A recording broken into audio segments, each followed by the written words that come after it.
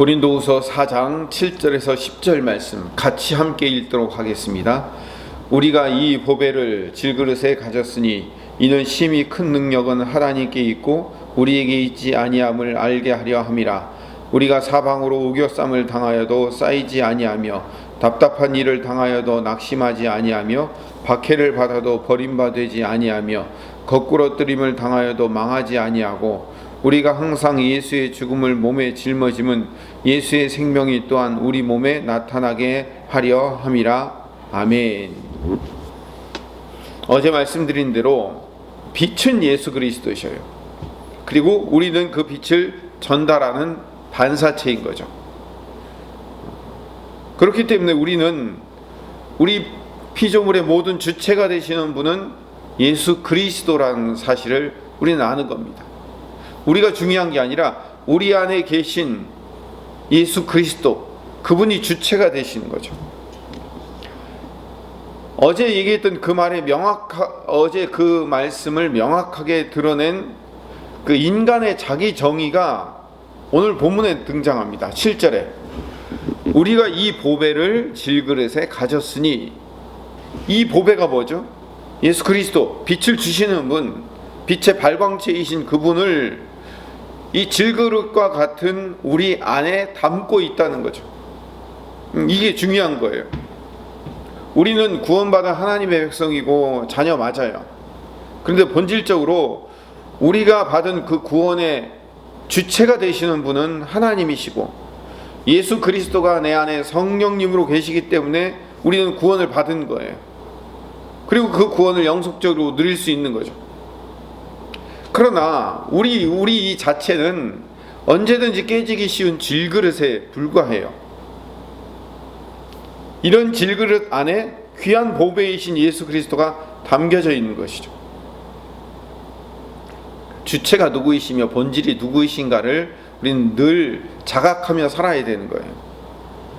우리 안에 역사하시는 하나님, 성령 하나님의 심히 큰 능력이 우리를 통해서 드러나기 때문에 내 입술의 말과 내 행동으로 때로는 사람들이 복음을 받고 변화되고 은사를 통해서 기적이 일어나고 이런 일들이 일어날 수 있어요. 근데 그렇게 하시는 분은 내가 아니고 그렇게 심히 큰 능력을 주시고 일하게 하시는 분이 내 안에 성령 하나님이신 거예요.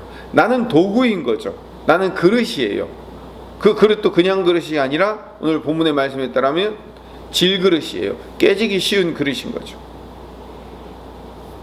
그러니까 우리가 하나님이 아니고 우리의 능력으로 그런 일들이 일어나는 것이 아님을 알게 하기 위해서 하나님께서는 우리를 연약한, 작은, 낮은 그런 육체를 입고 있도록 만드셨어요. 우린 피조물에 불과하다는 사실을 하나님 앞에 드러내기 위한 하나님의 계획인 거죠. 그래서 우린 늘 깨어지기 쉽고요, 넘어지고 실패할 수밖에 없다는 사실을 우리는 늘 자각해야 되는 거죠. 지난 주일날도 말씀을 드렸지만요, 그리스도인들은 세상보다 더 정의롭고 공평하다고 결코 말할 수 없어요. 또 그리스도인은 세상 속에서 고난을 당하지 않고 살 수 없습니다. 우리 그리스도인들에게는 늘 연약함이 있어요. 하나님의 자녀 되었음에도 불구하고 우리 안에는 늘 연약함이 있어요. 우리 이 겉 외형은요, 늘 연약함을 가지고 살 수밖에 없는, 그 이유는 우리로 하여금 불평할 조건을 주기 위해서 만든 것이 아니고 우리의 이 불편하고 연약하고 나약함 속에 우리 주님이 계시기 때문에 그 주님의 영광을 드러내고 주님의 능력이 머무를 수 있다는 것을 우리가 믿음으로 표현하고 그것이 믿음의 조건이 될 수밖에 없도록 우리 그리스도인들이 연약함을 가지고 있다는 사실을 알고 있어야 된다는 거죠. 더 쉽게 얘기합시다. 지금 제가 한 이야기를 바울이 자기 자신의 삶으로 체험을 했어요. 자기 자신의 삶으로 그것을 온전히 겪어낸 다음에 고린도 후서 12장에 이렇게 고백을 합니다. 자기 몸에 가시가 있었거든요. 근데 이 몸의 가시가 정확히 어떤 병인지 어떤 질병인지에 대해서는 잘 모릅니다. 어떤 사람은 뭐 안질이라고 하기도 하고 어떤 사람은 간질이라고 하기도 하고, 그런데 그 질병이 복음을 전파하기에 걸림돌이 될 수 있는 거예요. 하나님, 내가 이 질병에 걸렸는데 이 질병이 내 자신이 편하고자 하는 것이 아니라 이 질병 때문에 오히려 복음 전파에 걸림돌이 됩니다. 이것 때문에 전도에 방해가 됩니다. 사람들이 너도 네가 이 병 하나도 못 고치면서 무슨 사람들의 병을 고치고 사람들에게 하나님을 알리고 전하겠냐라고 사람들이 손가락질합니다. 제발 이 병 좀 고쳐주세요 라고 3번이나 그 병이 떠나가기를 하나님 앞에 기도해요. 그러니까 이 사도 바울도 질병이라는 연약한 질그릇을 가지고 있었던 거죠. 근데 주님께서 고린도후서 12장 9절에 뭐라고 대답을 해주시냐면, 내 은혜가 내게 족하도다. 이는 내 능력이 약한 데서 온전하여짐이라 라고 말씀하시는 거예요. 너의 그 약한 질병과 그 약한 연약한 질그릇과 같은 그 삶 속에서 하나님의 능력이 드러난다는 거예요. 하나님의 은혜가 충분하다는 게 이게. 그리고 12절 후반절에 이렇게 얘기합니다. 나의 여러 약한 것들에 대하여 자랑하리니 이는 그리스도의 능력이 내게 머물게 하려 함이라. 예수 그리스도의 능력이 내게 머물려면, 그 보배가 내 안에 있으려면 나의 여러 약한 것들에 대하여 자랑하리니, 다시 말하면 내가 질그릇이라는 사실을 인정해야 된다는 거죠. 이게 얼마나 놀라운 고백이에요. 4장과 12장이 서로 연관된, 아주 연결된, 일관된 고백이 되는 거예요. 그러면서 12장 9절 10절에 그 유명한 말을 남겨요, 사도 바울이. 그러므로 내가 그리스도를 위하여 약한 것들과 능욕과 궁핍과 박해와 곤고를 기뻐하노니 이는 내가 약한 그때의 강함이니라. 아주 유명한 사도 바울의 기가 막힌 고백을 여기서 하는 거예요. 내가 약할 때 주님은 강하십니다. 오히려 내가 약함을 드러낼 때 주님이 그 안에서 주님의 강하심이 드러날 수밖에 없다. 이 고백을 하는 거죠. 이게 바로 오늘 본문 우리가 읽은 4장 7절에서 10절까지의 말씀을 반복하고 있는 거예요. 뒤에 12장의 얘기는 사도 바울이 자기의 삶으로 경험한 다음에 간증과 같은 이야기를 하는 거예요. 앞에 있는 부분은, 우리가 지금 오늘 읽은 4장의 부분은 이론적인 이야기인 거고요. 바울은요, 자기가 당한 능욕, 궁핍, 박해, 곤고를 심지어는 기뻐한다고 얘기해요. 자기가 약한 것들을 그냥 그대로 인정할 수밖에 없는 이유는, 바울이 그렇게 약하다고 이야기할 때 결국 주님의 강하심이 드러날 수밖에 없다는 거죠. 주님의 놀라운 능력과 주님의 강하심이 드러날 수밖에 없는 이유는 내가 약하기 때문에. 여러분, 이 아침에 오늘이 영하 12도까지 내려간답니다. 추운 날씨, 정말 추운 날씨. 이렇게 추운 날씨에도 이 아침에 나와 하나님 앞에 기도하고 간구하는 이유는 뭐죠? 왜 기도하고 한 거예요? 기도의 본질적인 의미가 뭡니까? 내가 못하기 때문에 주님께 부르짖는 거잖아요. 주님, 내 힘으로 할 수 없사오니 주님이 해 주시옵소서라고 나의 연약함을 드러내고 주님의 강하신 일하심이 내 삶 가운데 나타나고 드러내기를 간청하고 요구하는 것, 그게 기도의 본질이잖아요. 오늘 다시 4장 8절로 돌아와서, 그렇기 때문에 바울은 사방으로 우겨쌈을 당하여도 쌓이지 아니하고 답답한 일을 당하여도 낙심하지 아니하고 박해를 받아도 버림받지 아니하며 거꾸러뜨림을 당하여도 망하지 않는 인생을 살 수밖에 없는 거예요. 비록 고난을 당하더라도 절대로 망하지 않는 이유는 예수 그리스도가 우리 성도들의 삶을 통해서 결국 드러나게 될 것이기 때문에, 이 연약한 내 삶에서 예수 그리스도가 드러나기 때문에 하나님의 계획이 결코 취소되지 않기 때문에 결국 나는 망하지 않는 거예요.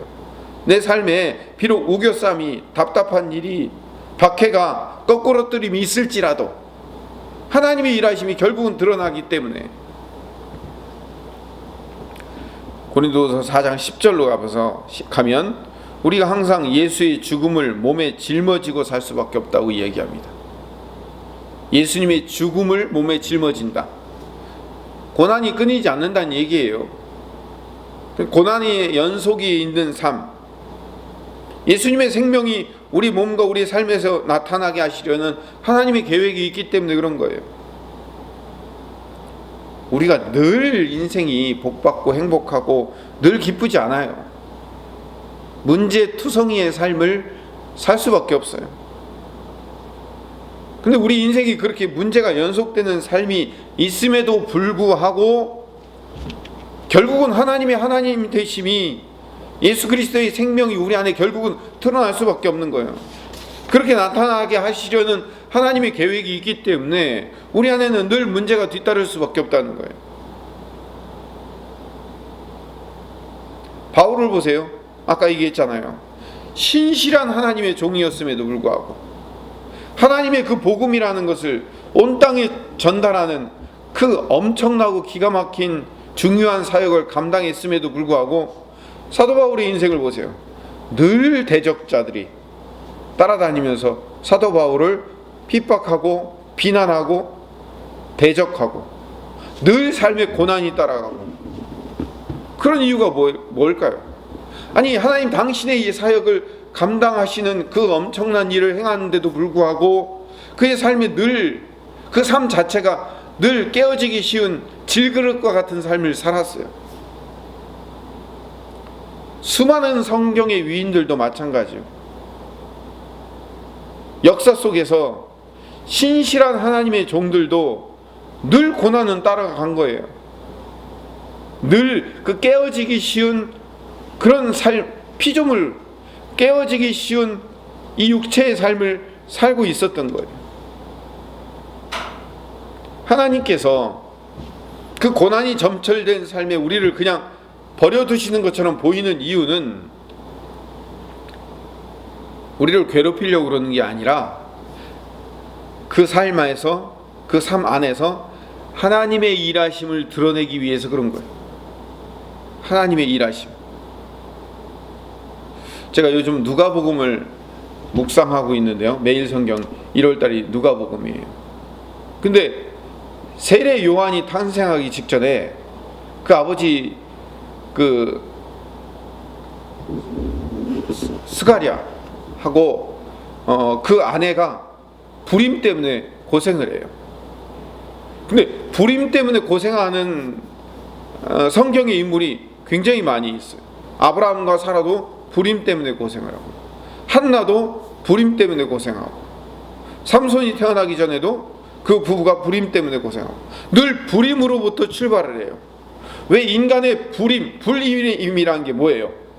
인간의 힘으로는 그 어떤 것도 할 수 없는 인간의 절망적인 상태를 의미하는 거잖아요. 질그릇과 같은 인간의 그 자체를 보여주는 게 불임이에요. 왜 성경은 항상 불임으로부터 시작을 할까요? 어떤 위대한 하나님의 역사가 일어나기 직전에는 거기서 뭐가 드러나게 하기 위해서? 하나님의 역사가 드러나게 하기 위한 하나님의 계획이 있었던 거죠. 이게 바로 오늘 본문의 이야기인 거죠. 우리 인생에 늘 고난이 따르는 이유는 우리는 질그릇이에요. 그러나 우리 안에 하나님의 일하심을 드러내려는 하나님의 계획이 있다는 사실을 우리가 믿음으로 믿고 사시는 여러분 되시기를 간절히 소망합니다. 하나님은 절대 우리를 망하게 하지 않습니다. 결국 우리 안에 하나님의 이기심과 승리하심을 경험하게 만들 겁니다. 심히 큰 능력이 우리 안에 드러나도록 질그릇처럼 깨지기 쉬운 우리 성도들의 삶을 허락하셨다는 사실을 인정하고, 내가 약한 그때 주님이 강하게 일어나실 것을 믿는 믿음의 삶을 사는 오늘 하루 되기를 소망하며, 우리가 그 믿음을 오늘도 주시옵소서라고 기도하는 이 아침 되시기를 간절히 소망합니다.